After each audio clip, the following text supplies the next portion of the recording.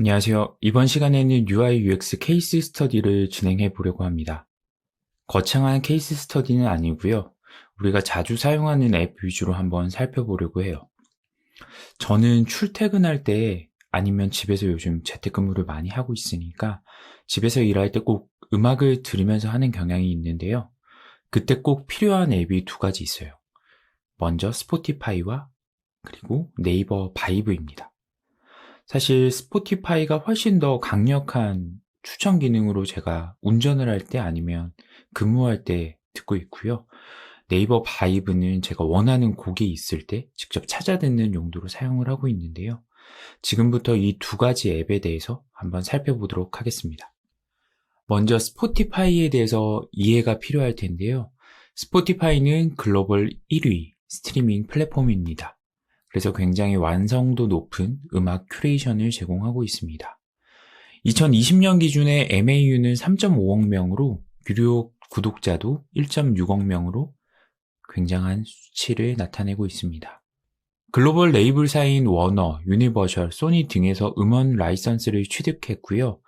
미국 기준으로는 광고를 동반한 무료 서비스를 통해서 사실 서비스 전반을 유료 결제 없이 이용할 수 있습니다.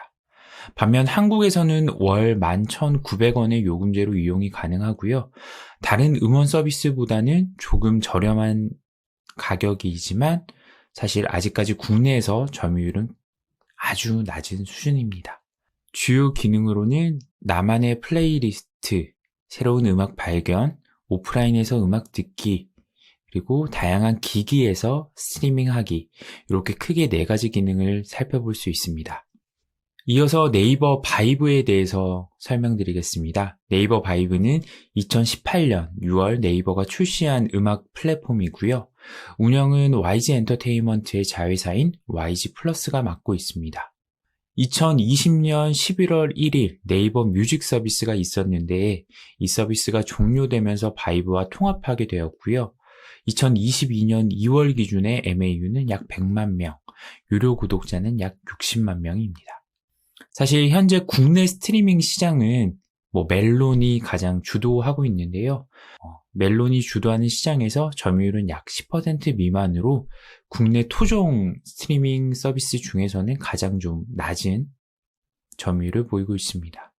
반면에 네이버 플러스 멤버십의 혜택으로 이 바이브가 혜택으로 제공되다 보니까 구독자가 조금 더 늘어나고 있고 점유율도 좀 늘어나고 있는 추세입니다. 주요 기능은 앞서 말씀드린 스포티파이와 거의 유사한데요. 크게 세 가지로 한번 나눠봤습니다. 뮤직 AI, 바이브 플레이어, 그리고 오디오 기능입니다. 뮤직 AI는 스포티파이와 유사하게 내가 원하는 음악들을 만들어줄 수 있는 믹스테이프, 자동 추천 재생 기능, 비슷한 노래 보기 등이 있고요. 바이브 플레이어를 통해서 싱크 가사, 파티룸, 노래방, 그리고 돌비 시스템으로 음향을 조금 더 좋게 들을 수 있습니다. 그리고 오디오북을 통한 팟캐스트 같은 오디오북을 통한 오디오 기능도 있습니다. 스포티파이는 3개의 주요 탭으로 구성되어 있습니다.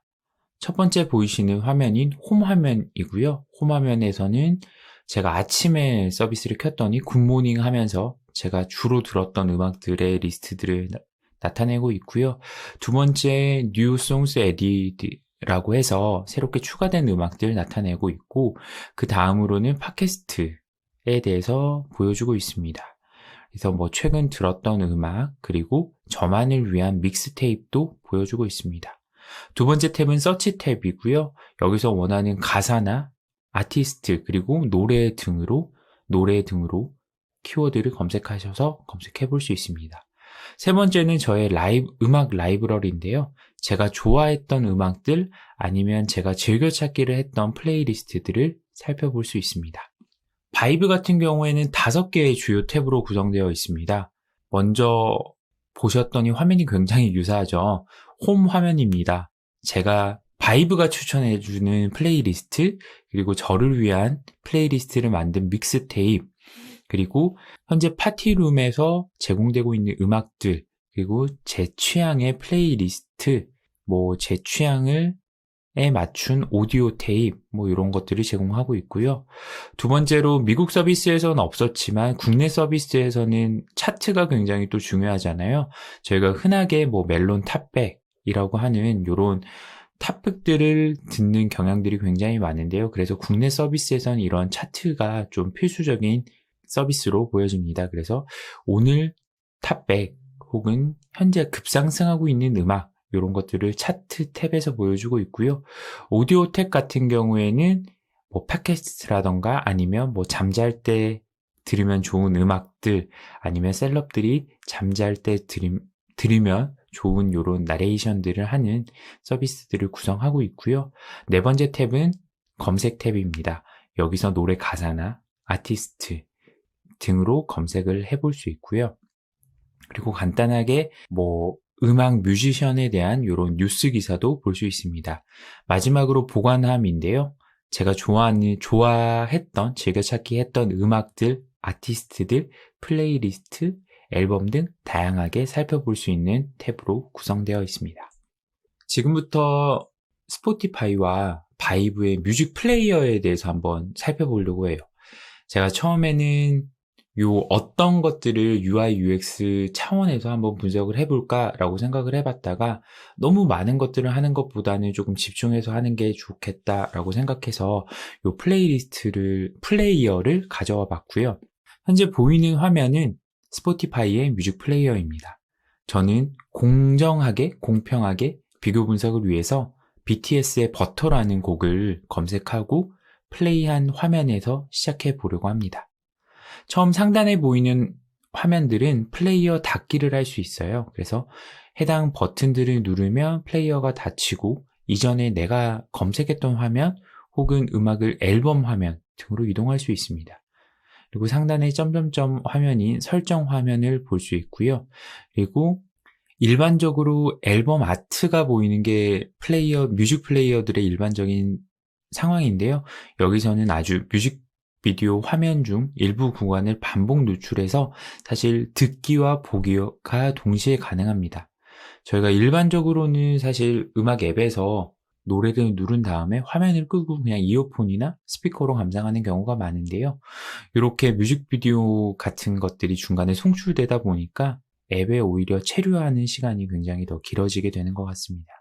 그리고 좌우 스와이핑을 통해서 이전 곡, 다음 곡을 넘어갈 수 있고요. 그리고 버터라고 쓰여져 있는 텍스트를 누르면 해당 앨범으로 이동하게 됩니다. 중간에 하트라는 버튼도 있는데요. 하트를 누르면 내가 좋아하는 노래로 추가가 되게 되고요. 뿐만 아니라 스포티파이에서는 스포티파이 커넥트라는 기능을 제공하고 있어요. 그래서 같은 와이파이 내에 있는 기기들로 노래들이 출력이 가능한 기능이고요. 그리고 공유하기 버튼, 그리고 이어지는 플레이리스트 보기 버튼이고요. 상하로 움직였을 때는 가사와 가수의 상세 보기가 가능합니다. 반면에 네이버 바이브의 뮤직 플레이어를 비교해봤습니다. 네이버 바이브도 상단에는 이렇게 플레이어 닫기 버튼이 있었네요. 이전 화면으로 이동할 수 있고요. 다만 이 플레이어 안에 네이버는 4가지의 탭을 또 구성해 놨습니다. 앨범 자켓이 보이는 음표 모양의 아이콘을 누르면 앨범 자켓이 보이게 되고요. 말풍선 모양을 누르면 가사가 나오고 세 번째 마이크 모양을 누르면 노래방 메뉴로 이동하게 됩니다. 안타깝게도 버터의 경우에는 음원사의 사정상 노래방 기능을 제공하지는 않는다고 합니다. 마지막으로 파티룸이라는 기능이 있는데요. 파티룸에서는 내가 듣고 있는 음악들을 다른 사람들과 공유하면서 들을 수 있는 기능을 제공하고 있습니다. 그리고 앨범 아트 아래에 설정 버튼이 있고요. 버터, 방탄소년단이라고 보여지는 화면을 누르면 해당 앨범 및 가수 페이지로 이동하게 됩니다. 하트 버튼 같은 경우에는 스포티파이와 동일하게 내가 좋아하는 노래로 추가가 되게 되고요. 최하단에 보면 EQ 및 재생을 설정할 수 있는 버튼, 그리고 친구에게 곡 보내기, 공유하기 버튼이 있고요. 세 번째로 이 곡과 비슷한 노래 찾기 버튼, 마지막으로 플레이리스트 버튼이 노출되고 있습니다. 사실 이렇게 보면 바이브의 어떤 뮤직 플레이어 화면이 굉장히 심플하다라고 볼 수 있는데요. 사실 이 UI적으로는 바이브가 훨씬 더 좋을 수 있겠으나 UX적으로는 저는 스포티파이가 훨씬 더 좋았어요. 그 중에 대표적인 예가 지금 보시는 화면이 있는데요. 기본적으로 바이브와 스포티파이는 다 음악 자동 추천을 모티브로 하는 앱 서비스예요. 그러다 보니까 내가 원하는 노래가 끝났을 때 내가 좋아할 만한 새로운 추천곡들을 끊임없이 재생해주게 되는데요. 버터의 경우 버터의 노래 플레이리스트 이후에 바이브에선 계속 버터 노래만 재반복이 되더라고요. 반면에 스포티파이에서는 제가 버터를 듣고 났더니 다음으로 다른 유로파 같은 송 라디오 베이스 온 버터라고 해서 버터에서 파생되는 음악들을 자동으로 추천해주고 있었어요. 앱을 이용하면서 느끼는 UX의 경험들이 고객에게 훨씬 더 많은 영향들을 미친다라고 생각이 들고요. 사실 음원을 추천하는 로직 자체도 바이브의 로직보다는 저는 스포티파이의 로직이 훨씬 더 좋았습니다.